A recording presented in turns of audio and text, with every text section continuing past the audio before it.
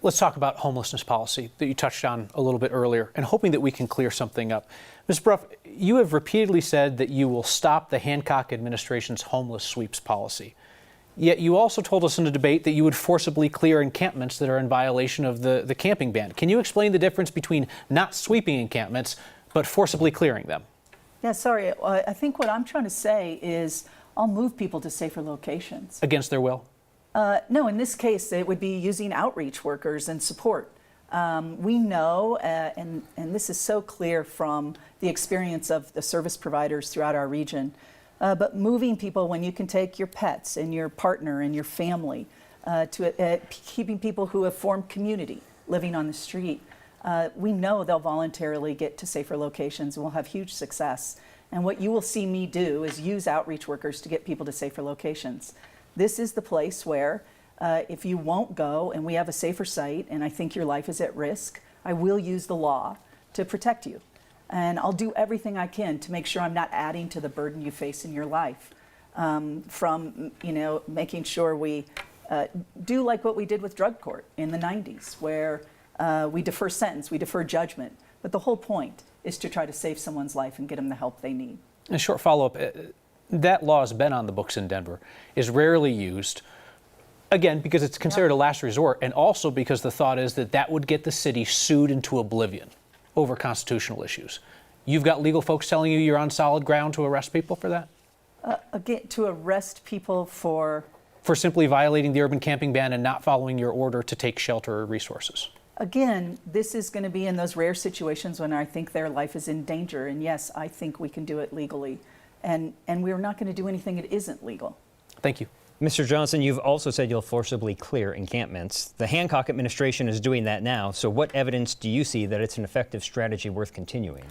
I think the current strategy is not working, and this is why my approach is different. What we know is not working about the current camping ban is if you try to move people off of a block where they are sleeping and they have no place else to go for housing, all they can do is end up on the next block, which is why we've seen this movement of people without any actual outcome. This is why my focus has been on getting them access to housing, and housing that's going to provide safety and dignity and stability that you get from these micro communities where we can put tiny homes. That is the priority, and what's important about this is it also addresses the myth, I think, that is out there, which is that folks don't want to take this kind of housing.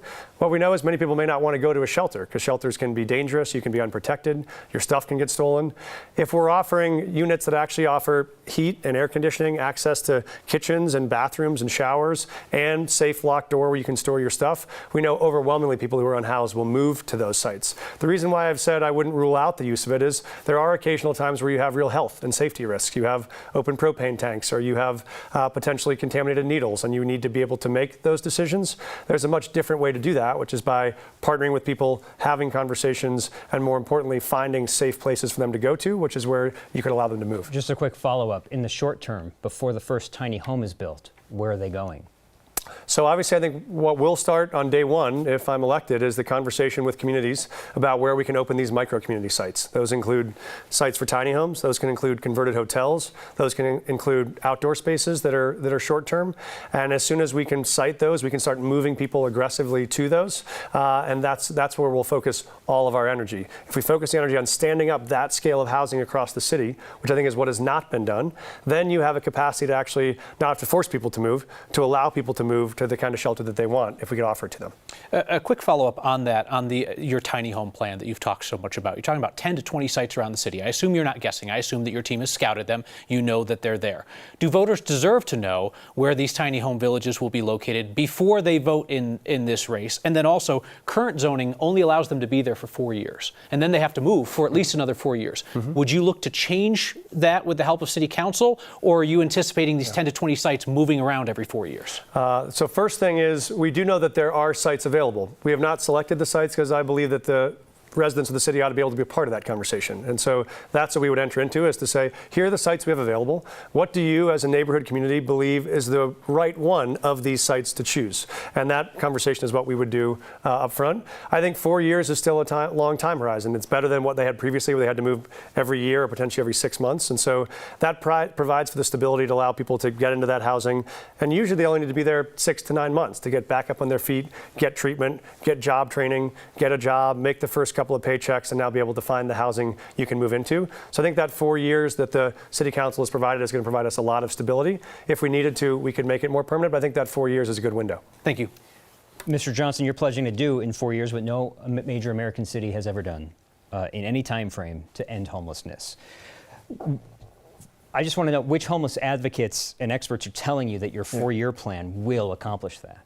Yeah, this is where I think the deeper you look at the problem, the more clear the path becomes. We're talking about 1,400 people right now that are what we would call chronically unsheltered. They are sleeping outside on the streets somewhere around the city. That is our target, is how can we get those 1,400 people who are currently unhoused access to housing that gets them off of a street corner or off from under a bridge. And what we know is that is what these micro-communities can deliver. We know it's eminently possible to build and deliver 1,400 tiny homes in a matter of months, not years. But we've allocated for, you got to find the sites. You have to place those micro-communities. You have to be able to then get people ready to transition, provide the services, hire the staff. So that is the process that is required. But what we know we can do, and the evidence shows it, is if you offer people that are unhoused housing like that, they will choose it and they will succeed there. There's a randomized controlled trial study done on the work that the Colorado Coalition for the Homeless did that shows that when you move people to these sites, 86% of them stayed housed a year later. The most successful city in the country was Houston. They were at 40%. That means we have data that shows right now we have a strategy that can more than double the best results in the country. And there's a real path for us to get all of those folks housed. Ms. Brough, if he succeeds, he'll do what your former boss, John Hickenlooper, could not do in his pledge to end homelessness. If he doesn't succeed, should he be seen as, well, we tried, and just shrug it off as an aspirational goal like Hickenlooper did? Or would you say you're a failure? Yeah, I think we have learned so much about homelessness in the last probably 15, 20 years. I think the one thing we know is what we're building is a safety net to catch people. Families like mine who, when things go wrong, are at great risk. And so I would say, I think what you're asking is, do I feel like I'm a failure as part of an administration who set out to solve homelessness and failed? I would say, or we learned, and we should build off that learning and change our strategies accordingly, which is what I've tried to do. So, and if he tries, if he's mayor and he tries and doesn't gets to the same conclusion you did, is it an aspirational goal or a failure? I'm going to let you call him out, Marshall, and decide what you might say it is. I think you should learn from our past. Just a brief, short answer. Is it an aspirational goal if you don't succeed, or is it a failure? It's an aspirational goal, and if I don't succeed, it's also a failure. I think you set big aspirational goals because you believe you can accomplish them, and then you do everything you can every single day to deliver on them. So I believe in setting big, ambitious goals and then building broad coalitions to deliver on them. I've had the chance to do that a lot over my career, and that's why we set this big one, is I think the city actually wants to be called into a shared effort to say, let's take on something people think we can't do. Thank you. So in addition to local dollars and voter-approved funding measures, a lot of the programs addressing homelessness are also propped up by federal relief dollars. Mike Johnston, your plan includes securing $138 million in one-time federal stimulus funding, $50 million in federal funds to construct a regional navigation campus with wraparound services. But there's also a really big concern about a financial cliff of when those federal dollars dry up. When that day comes, where do you turn for that funding? Yeah, thank you. And small correction, there is $138 million of statewide dollars. We're only assuming that Denver pulls down about $40 million of those, which is the one-time funds we need to build the actual tiny homes, the actual shelters people need to live in. That's perfect to do with federal dollars because it's a one-time fund with one-time resources. Then what we need are the ongoing resources to support the actual staffing of these sites, because that's equally important, is to make sure they have the wraparound services people need. So you have mental health support, addiction treatment, workforce training. Those dollars would come from the Proposition 123 dollars, which are state dollars that are recurring year in and year out.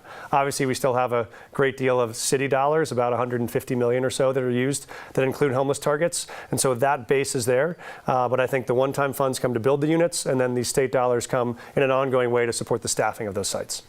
Kelly Brough, your plan involves promising to eliminate unsanctioned encampments within your first year in office by maximizing current shelter and housing and then temporarily moving people into sanctioned camping sites until more housing and shelter is available. How is that realistic when Denver's current safe outdoor spaces run through the Colorado Village Collaborative said that demand for safe outdoor spaces is hugely outpaced by availability? Yeah. I mean, this is where we have to sanction significant more sites in the short term to be able to get people to safer locations. It's also why I think we have to do it as a region so that we can have enough locations and get people to them. We know Denver today, because we have the majority of services and support for people, we attract a vast majority of people who are unhoused in our region. And so for me, this is partnering with those 6 mayors. My hope is I could get more upon election to focus on their cities and what they can do to help support this transition to temporary locations, while we then focus on building what we need in the longer term. I've had the chance to even talk with the state about 3 locations. That $138 million is significantly much more of it is available when we start to partner as a region. And there are 3 locations that are being looked at to get today: Ridgegate, which is in Arapahoe County, Hudson, Colorado, and Fort Logan, all of which I think could start to serve our region and receive some of that state funding to help us have more permanent sites that frankly provide really humane and dignified housing.